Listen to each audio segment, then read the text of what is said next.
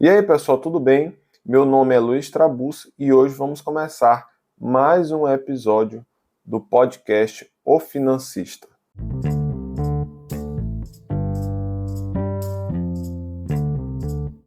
No podcast de hoje nós vamos falar sobre saúde mental e finanças.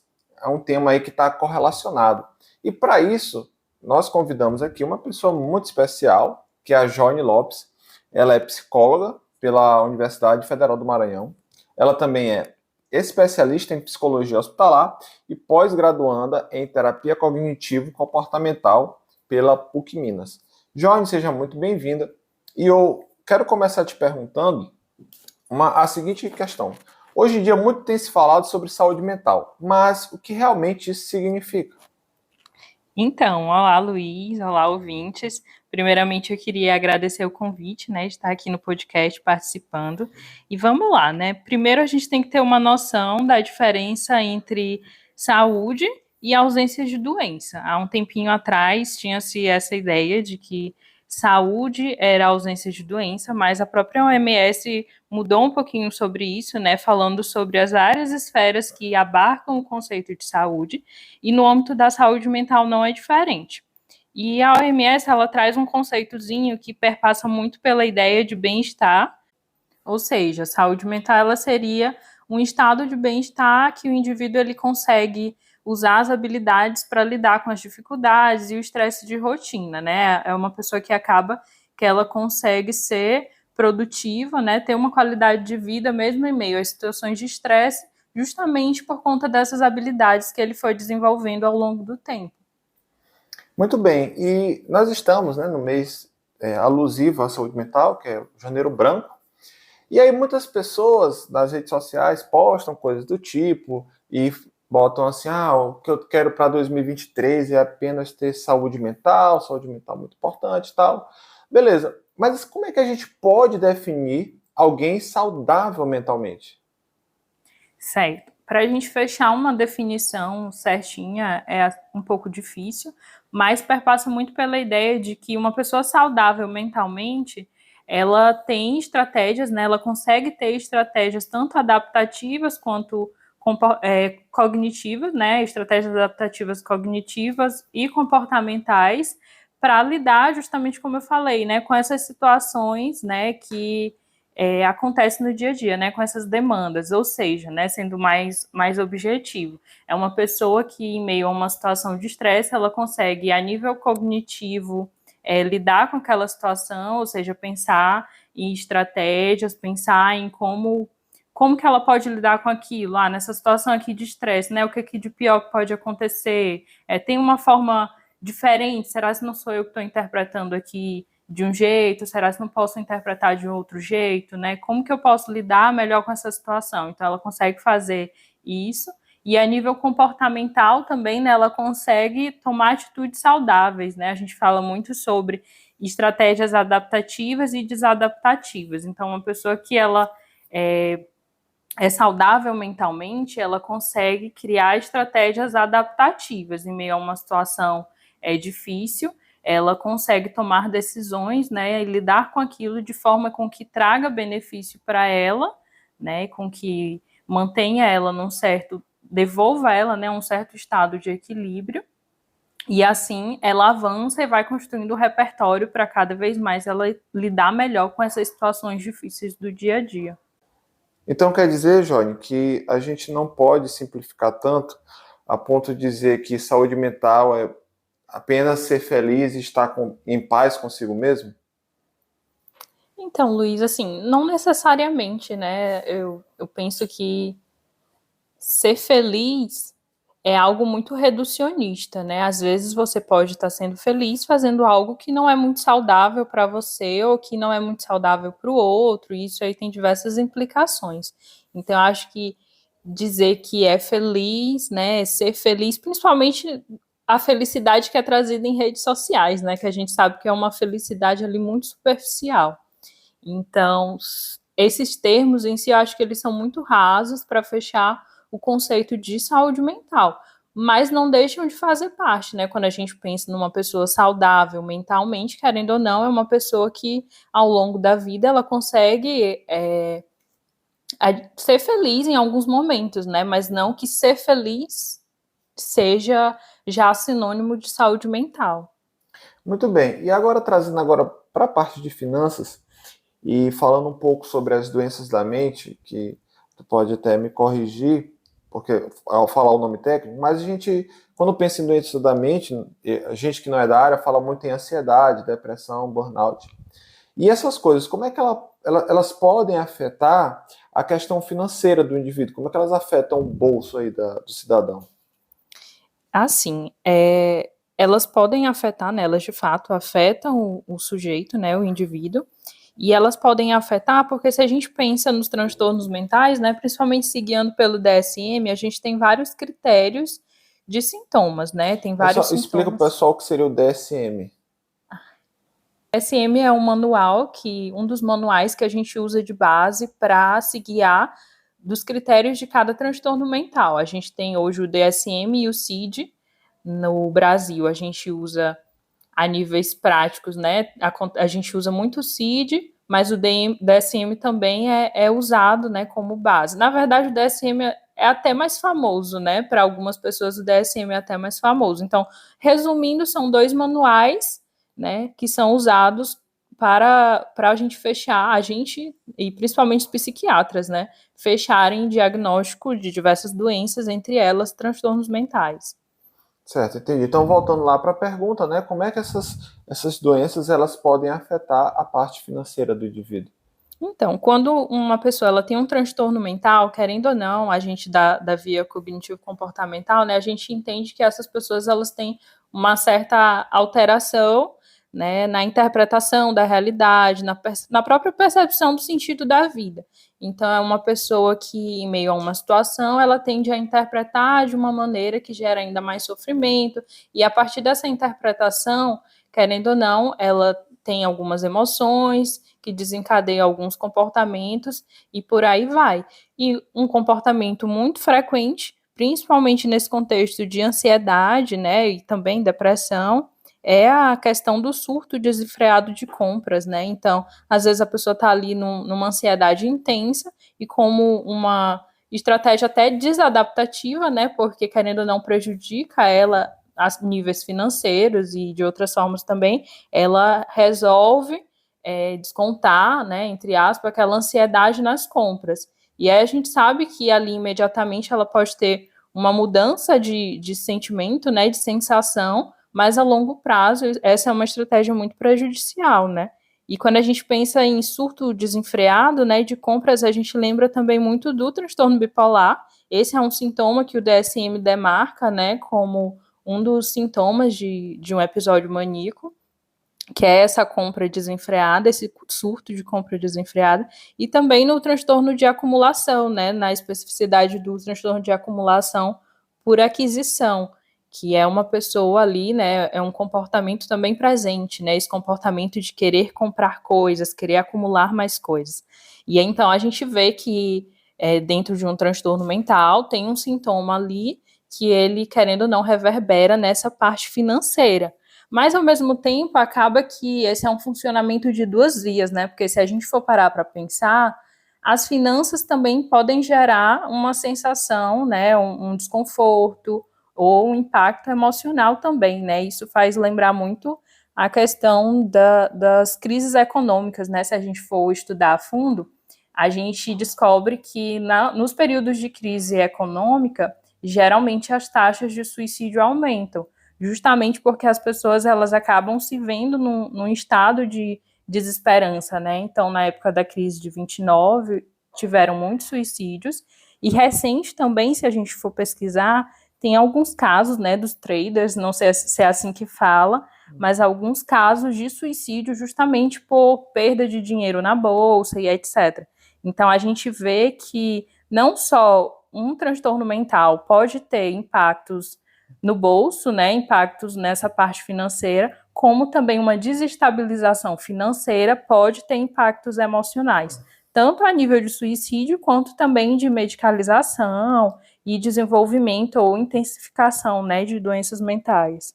Inclusive, quando fala assim desse pessoal que perde dinheiro em bolsa, geralmente são pessoas que fazem operações muito arriscadas em que elas é como se fosse uma, não seria bem uma aposta, mas que eles colocam em jogo mais do que ele tem. Então, a probabilidade de perda deles é exponencial.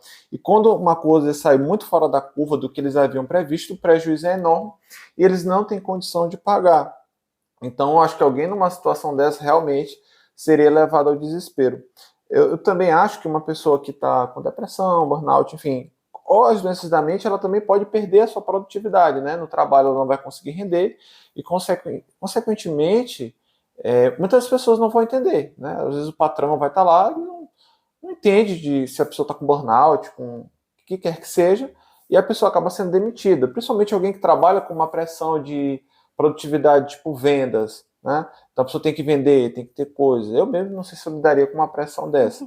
E aí isso pode ser muito pesado para a pessoa, né? E aí ela acabar entrando em parafuso.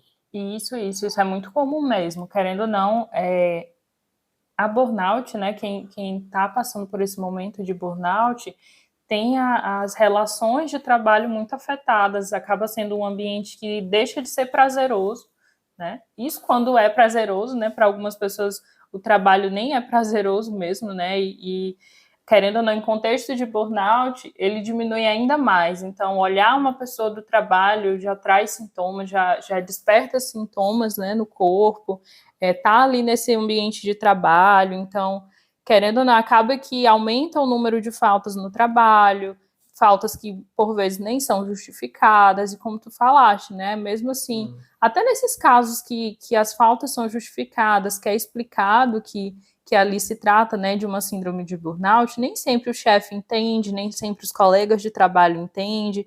Então, querendo ou não, tudo isso vai afetando também financeiramente, né? A pessoa acaba tendo descontos no salário, isso quando não abandona o emprego, né? Infelizmente, a gente ainda vive numa época que esses transtornos mentais, síndromes e etc., eles são poucos compreendidos. A burnout recente, né, foi considerada realmente uma doença de ambiente de trabalho, né? Então ela tem ganhado esse espaço no sentido de ser validada, de ter uma legislação, digamos assim, né? De ter uma formalização, né? Dessa síndrome de uma forma que proteja mais o trabalhador, mas ainda assim a gente sabe que a nossa sociedade ela demora para entender, né? O quanto que uma doença mental, uma alteração mental, ela pode sim afetar uma pessoa, o quanto que uma síndrome de burnout é algo sério também, assim como qualquer outra doença física que faria a pessoa se afastar do trabalho, uma síndrome de burnout também requer o mesmo cuidado, né? O trabalhador ele também precisa ser protegido nesse contexto. No caso, às vezes a gente adota soluções simplistas, né? Fulano está estressado, tira uma férias que vai melhorar. E não é bem assim, né? É preciso uma terapia, um processo para que ele seja tratado. Agora, entrando na parte um pouco mais teórica do assunto, dentro da economia, do estudo da economia, tem crescido a economia comportamental. E essa economia comportamental teve influência de psicólogos. E a grande contribuição dessa nova teoria da economia comportamental é mostrar que os agentes tomadores de decisão, no caso os seres humanos, não agem de forma 100% racional e utilitária, conforme prevê essa linha de pensamento da economia clássica. Por exemplo, nós nem sempre compramos os melhores produtos, utilizando critérios de preço e utilidade. Às vezes a gente compra aquele produto que a propaganda nos encantou mais, sei lá, aquele que o influencer divulgou, enfim. Às vezes a gente vai ao supermercado e escolhe pela cor da embalagem e não pelas características do produto. Então, às vezes é possível também que a gente compre esses produtos pelo simples fato de querer pertencer a uma classe. Às vezes o pessoal não sabe nem metade das funções de um iPhone, para que ele serve e por que ele é tão caro, e quer ter um simplesmente pelo fato de se instalar, né? Pertencer à classe dos que tem iPhone, comprar um tênis caríssimo, justo só para estar pertencendo àquela classe de pessoas que tem aquele tênis. Então, aí eu até faço um comparativo, né? Para nós brasileiros, basta imaginar a seguinte situação: o que tem mais status? Um smartphone da Motorola ou um iPhone? Mas qual que você precisa, né? Será que você precisa do iPhone? Então, queria saber, na tua visão como psicólogo, como é que nós podemos enxergar o ser humano ele é estritamente racional ou ele é mais emocional? Assim, né? Geralmente tem até uma brincadeira de que todos os psicólogos respondem com depende, né? E esse é mais um caso disso, né? No fim das contas, o ser humano ele não é nem estritamente uma coisa nem estritamente outra. A gente entende que o ser humano ele é biopsicossocial, ou seja, ele tem uma formação ali, né? Parte dele é de influência biológica, parte psíquica e parte social. E assim vai no dia a dia. Então, o ser humano ele é influenciado por determinantes ali biológicos, mas também por questões psíquicas e por essa dinâmica social de estar ali com o outro. Então, por vezes, ele vai, sim, tomar uma decisão baseada num raciocínio que ele fez, do que realmente faz mais sentido, do que é racionalmente aceitável naquela situação. Mas, por vezes, o ser humano ele é levado por questões emocionais, né? Não é como se tivesse uma proporção ali, né? Acaba que numa situação só ele está sendo afetado ali por diversos aspectos. E essa questão social ela é muito forte, né? Então é muito comum isso de o ser humano ele querer se encaixar em algo, querer se encaixar num ambiente, né? Querer estar ali no local, ser aceito, e aí por isso também ele toma algumas decisões financeiras, mas também por diversos outros motivos, né? Ali a gente entende muito assim a influência visual, né? E tá o marketing aí para mostrar também um pouquinho do quanto que influencia. Então, realmente, um produto ele pode ser escolhido muito mais pela função, mas por campanhas, pela beleza, por diversos fatores. E no fim das contas, a gente não consegue fechar uma porcentagem certinha, né? Se é mais racional, se é mais emocional. Em algumas situações se coloca como toma decisões mais racionais, em outras situações mais emocionais, e isso vai mudar até de pessoa para pessoa. Pode ser que numa mesma situação eu interprete de um jeito e tome uma decisão baseada em critérios racionais, e uma outra pessoa, exatamente na mesma situação, talvez ali do meu lado, olhe aquilo ali, interprete de outro jeito e tome uma decisão baseada em outro pensamento, em outros aspectos, né? Talvez no aspecto emocional. Então, realmente vai muito de cada um, e até mesmo do processo de aprendizado, de como que ele entende, né? Porque, por exemplo, nesse exemplo, né, do celular, o que o celular representa para um, né? O que representa para um não representa para o outro. Talvez a gente pega uma pessoa, o celular é só para ouvir, para ligar, né, no caso, mandar mensagem. Para o outro, o celular já é um instrumento para tirar fotos, para o outro já não é para tirar foto, é realmente para se posicionar ali no meio social, né, mostrar que tem. Então, acaba que cada um interpreta de um jeito já influenciado por várias situações anteriores e vai tomar decisões baseado nessa interpretação. Pois é interessante porque tem um psicólogo chamado Robert Cialdini, e aí ele escreve um livro chamado As Armas da Persuasão, e o que é interessante dele, ele queria entender como é que funcionava essa questão das vendas, porque ele se sentia muito tapeado quando, assim, pelos vendedores. Então ele se imergiu nesse universo e ele foi descobrindo várias coisas. E, inclusive, como essa questão emocional, né, que foge assim ao racional, era utilizado para influenciar as pessoas a fazerem coisas. Então, e aí isso entra para a área de financeira, óbvio. Ele usa um exemplo chamado, que a gente pode chamar de ancoragem, que é você fixar o preço de uma coisa e criar aquilo no imaginário da pessoa. Por exemplo, você está andando no shopping e aí lá tem assim uma camisa. Vamos lá, vamos supor que tem uma camisa lá. E aí, se você só olhando a camisa, talvez você... E o preço dela tá lá, R$70. Talvez você não consiga discernir, bom, sem triscar na camisa, sem nada. Talvez você não consiga discernir se essa camisa é cara ou barata.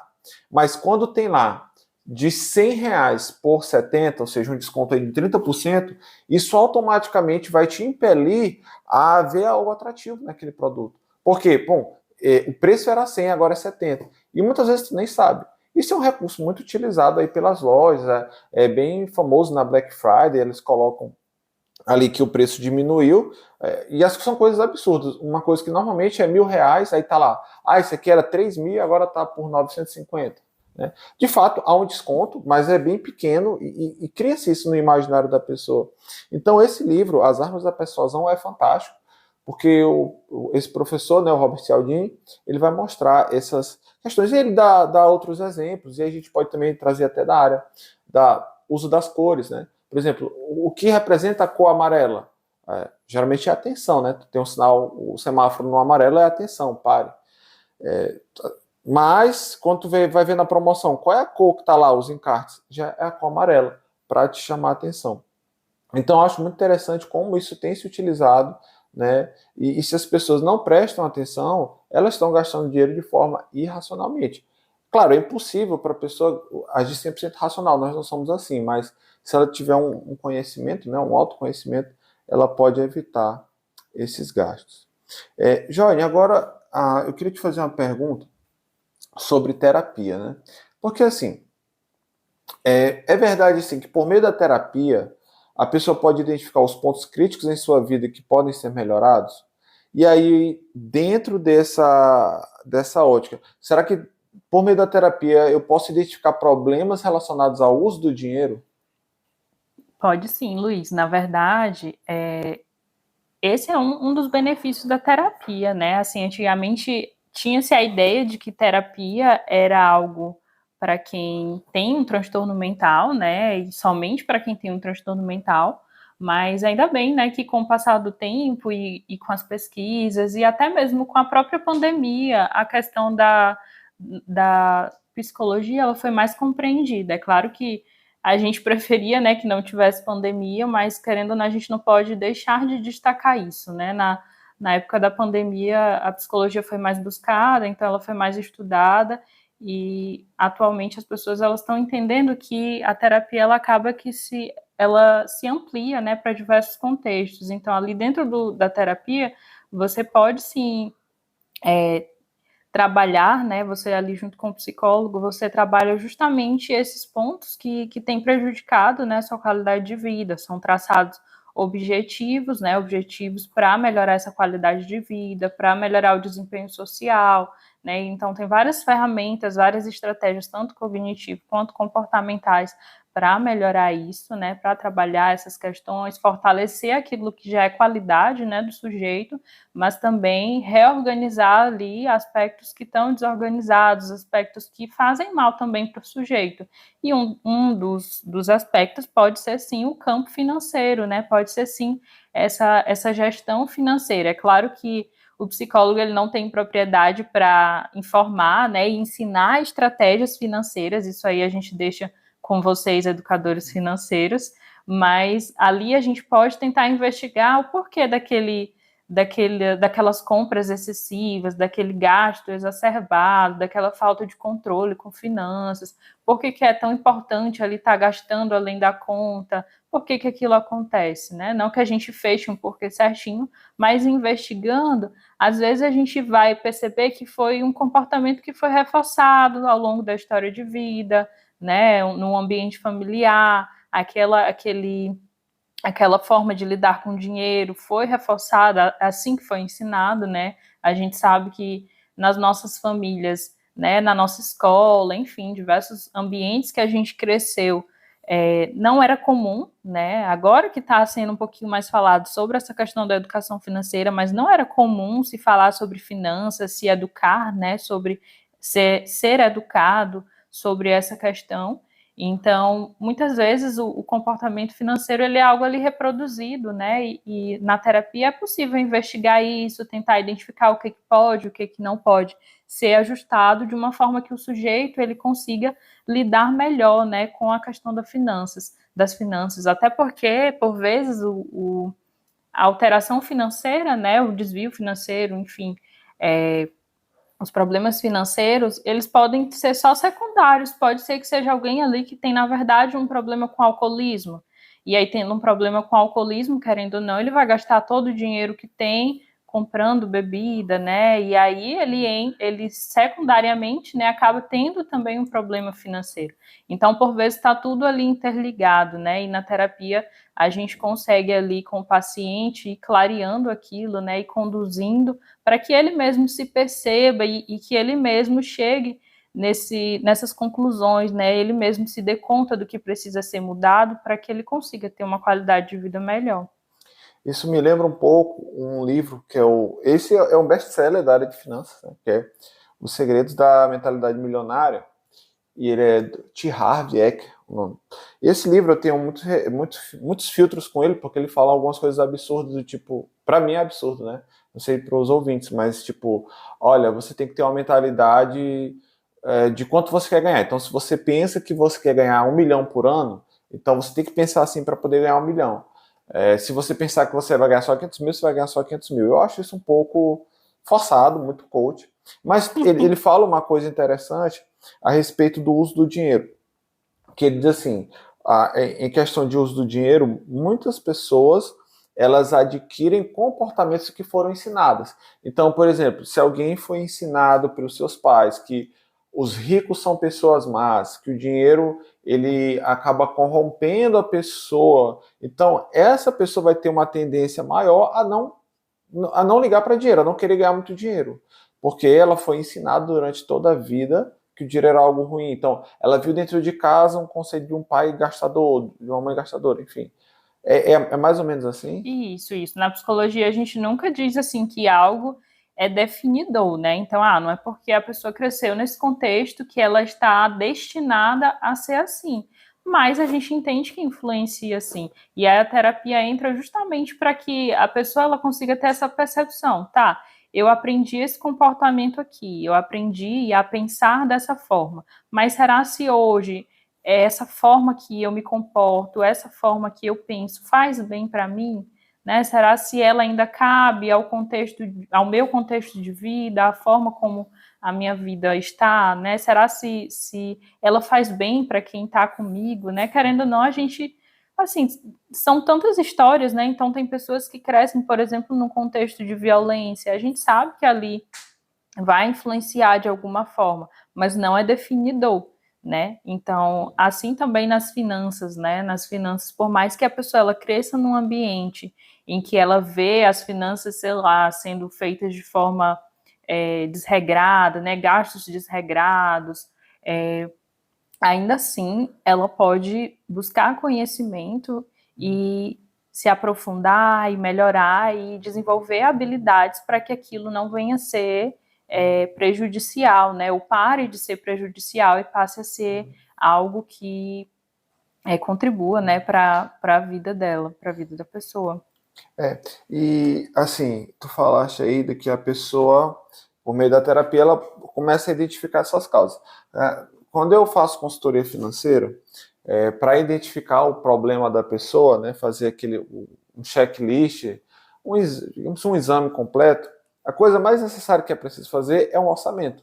E a pessoa, muitas vezes, ela não se conhece. Em que sentido? Ela não sabe quanto é que ela gasta por mês, com o que ela gasta. Então, uma das lições é anote todos os seus gastos. Porque uma vez que você anota, você vai conseguir ter o controle. Não adianta você querer... sei lá, a memória, ela não consegue armazenar com tudo que você gasta. Então, você pode até cair no engano. Eu gosto muito de usar o exemplo de que quando eu casei, e eu fui fazer o orçamento com minha esposa, eu identifiquei que os maiores gastos eram com roupas e não com móveis, sendo que móveis era uma necessidade maior, uma vez que a gente tinha se mudado e a gente precisava mobiliar. Então ali havia uma distorção, mas eu só pude ver isto pelo meio do orçamento. Aí a gente entrou numa outra seara, que é o seguinte: tudo bem, identifiquei o problema, mas às vezes parece que tem pessoas que, mesmo sabendo do problema, elas não conseguem ter forças para agir. Né? Um clássico exemplo de alguém que está acima do peso. Foi no nutricionista, foi na academia e tal, mas ela diz, simplesmente eu não consigo fazer isso. Né? Aí a pergunta é, então, por meio da terapia, será que as pessoas poderiam passar a ter melhores hábitos financeiros? Né? Ou seja, dentro da limitação da psicologia, de orientar que ela não pode, sei lá, gastar tudo. Né? Não pode... enfim, sair pegando empréstimo à torta e à direita. Será que a terapia poderia ajudar? Então, é como eu falei, assim, da agora, né? Essas orientações a nível financeiro, né? Como que você vai organizar seu dinheiro? Como que vai fazer, né? Qual recurso que usa? pega empréstimo daqui, ou é melhor dali, ou não pega empréstimo de jeito nenhum. Isso aí a gente passa mais para um educador financeiro, porque tem diversas situações, né? Então, se é uma situação que realmente a pessoa ela precisa de um empréstimo ali, quem que vai saber orientar melhor, né, o tipo de empréstimo e etc. É o educador financeiro. Mas a terapia ela ajuda no sentido de que faz a pessoa se conhecer melhor e entender, inclusive, as próprias limitações enquanto ser humano, né? Tu falaste sobre isso, eu lembrei de um livro que eu li recente, né? Li assim, né? Escutei, né? Um audiobook, né? Que é O Poder do Hábito. E aí ele vai falando, né? Sobre diversas experiências científicas e tem uma que fala sobre umas crianças, né? Foi um estudo científico que aconteceu mais ou menos ali na década de 70 da Stanford. E é um estudo que as crianças elas ficavam numa sala e era dado para elas um marshmallow e dito que se elas conseguissem ficar sem comer aquele marshmallow, elas ganhariam um outro marshmallow, né? E os cientistas iam sair da sala, deixar elas lá, e aí depois eles iam voltar, né? Se elas não tivessem comido, iam ganhar outro marshmallow. E a maioria das crianças elas comiam, né? O marshmallow que estava lá diante delas, né? E aí ele vai falando, né, sobre diversos estudos e mostrando, no caso, né, o quanto que, primeiro, a gente tem uma tendência a se deixar levar mais por benefícios a curto prazo do que a longo prazo, né?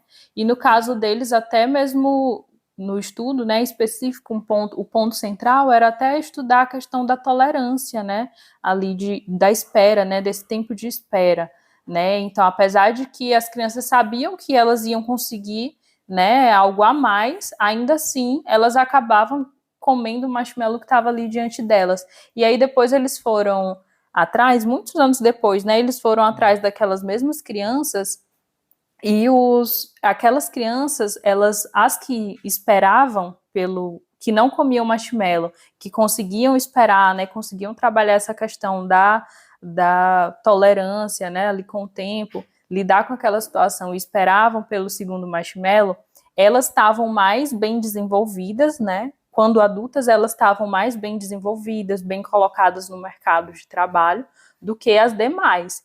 E aí eu estaria me contradizendo se eu dissesse que só isso aí é definidor, né? Então podem ter acontecido diversas coisas, né, na vida dessas crianças que fizeram com que elas se destacassem mais quando adultas, né? Mas o estudo não deixa de destacar isso, né? O quanto que essa tolerância, ela interfere, né? Você tá ali com um benefício a curto prazo, mas você conseguir dar um tempo, né? E pensar a longo prazo, se comportar mais pensando a longo prazo do que a curto prazo, o quanto que isso vai desenvolvendo em você essa habilidade, né? E aí, aos poucos, você vai desenvolvendo essa habilidade, uma habilidade que se desenvolve para uma área, ela tende a ser válida para outras áreas.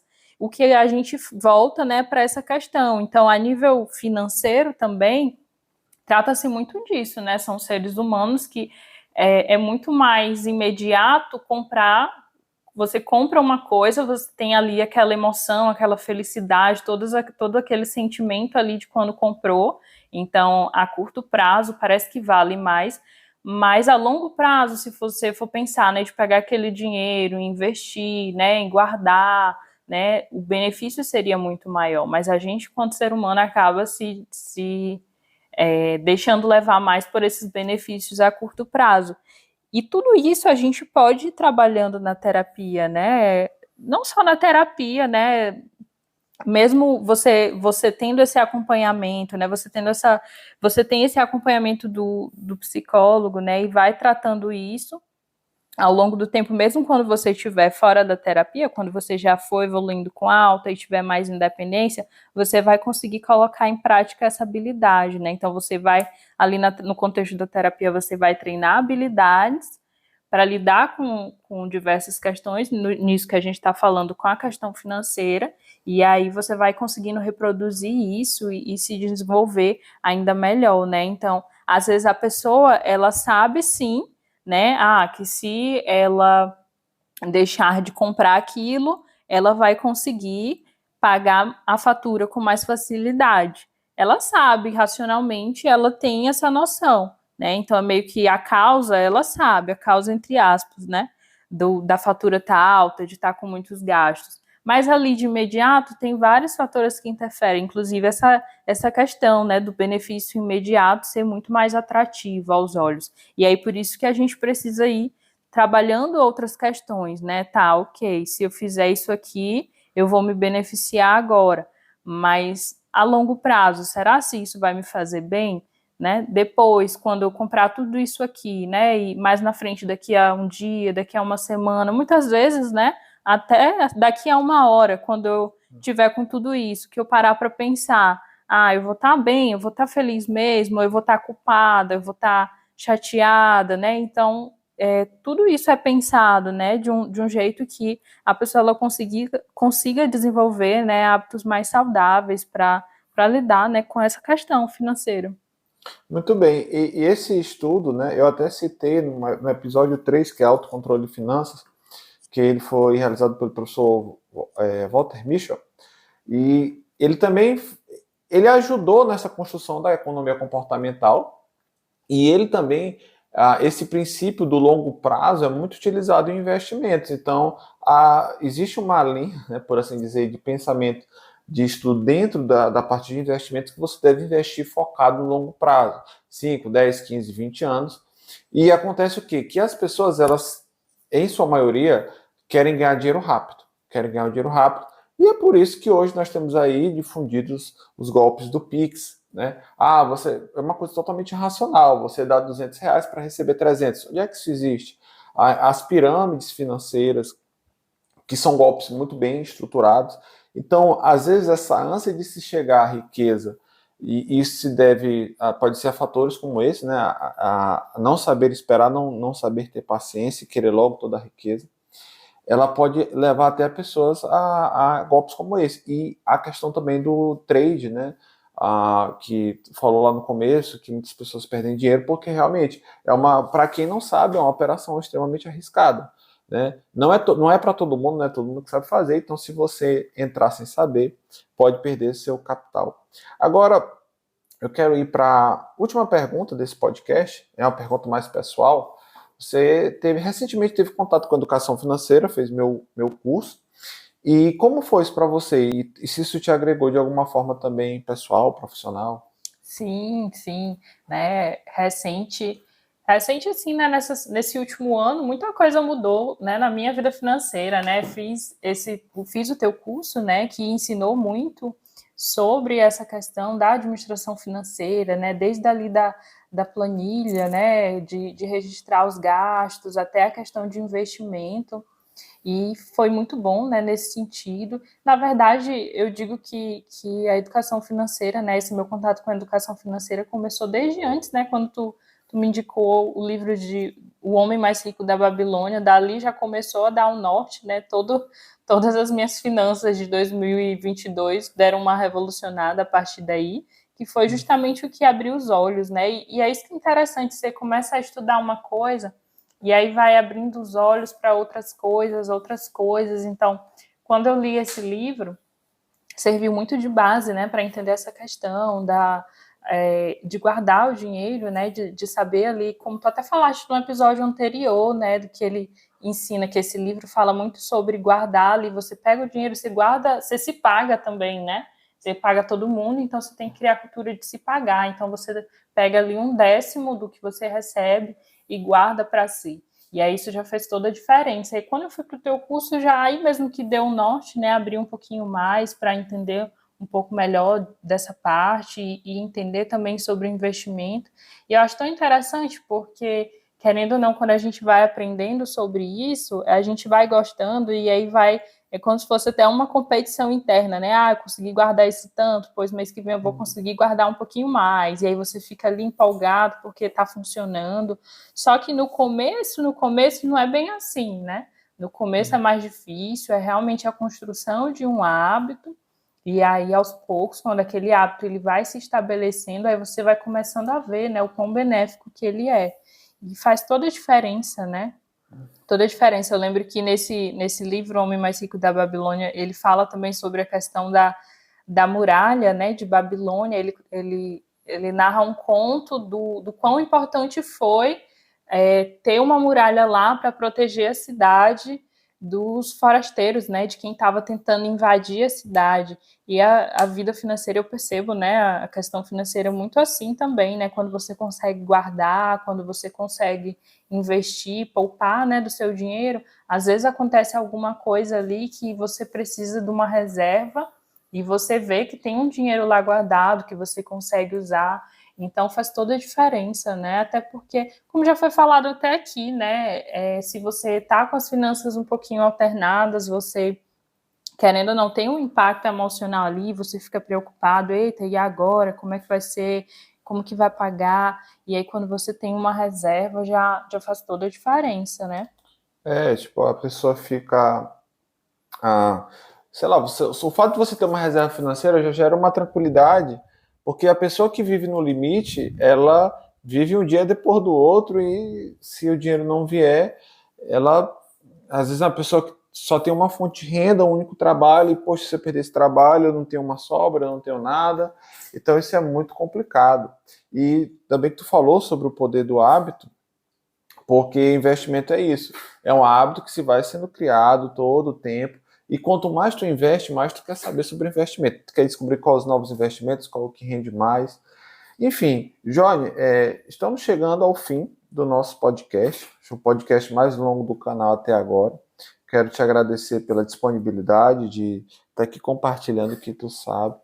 E compartilhando o que tu sabe aqui com a gente e tudo mais. Foi realmente muito, muito proveitoso, porque esse tema de saúde mental realmente tem se falado muito, e de finanças também, então por que não juntar os dois, sendo que eles estão realmente interligados? E aqui eu queria deixar teu espaço também para as tuas conclusões finais e também para tu deixar o teu contato profissional. Certo, Luiz, eu te agradeço muito, né? Mais uma vez te agradeço pelo convite, por estar aqui podendo falar um pouquinho desse tema, né? Um tema que é bem interessante de se pensar. Às vezes a gente pensa que finanças e psicologia ou saúde mental não tem muito a ver, né? Mas é muito importante, né? Até mesmo é uma consideração, né? Só para fechar, uma consideração. É algo que eu senti falta na universidade, na escola também, mas principalmente na universidade, né? Quando a gente vai pensar nossas profissões e entrando aí para a psicologia, né? É uma profissão que envolve muito isso, né? Boa parte dos psicólogos saem para ser clínicos. E aí, como que faz, né? Como que administra um consultório? Como que são os gastos? Então, querendo ou não, uma educação financeira faz toda a diferença, tanto a nível profissional, a nível pessoal também no dia a dia, né? Então, te agradeço pelo convite, por poder ter falado aqui, participado. E aí, deixo o meu contato para quem quiser conversar um pouquinho mais, quem quiser mais informações, quem discordou de alguma coisa e aí quer dar sua opinião, ou quem quer mesmo o suporte de atendimento, fica meu contato aí, é o 989-8122-9440, né? E é isto. Muito bem, pessoal. Muito obrigado aqui pela audiência de vocês e espero que tenham gostado desse episódio. E se Deus quiser, né, neste ano aqui de 2023 teremos muito mais, teremos mais convidados também, teremos a Johnny aqui também em outro momento. Um abraço, pessoal. Até a próxima, Johnny. Até mais. Um grande abraço. Tchau, tchau.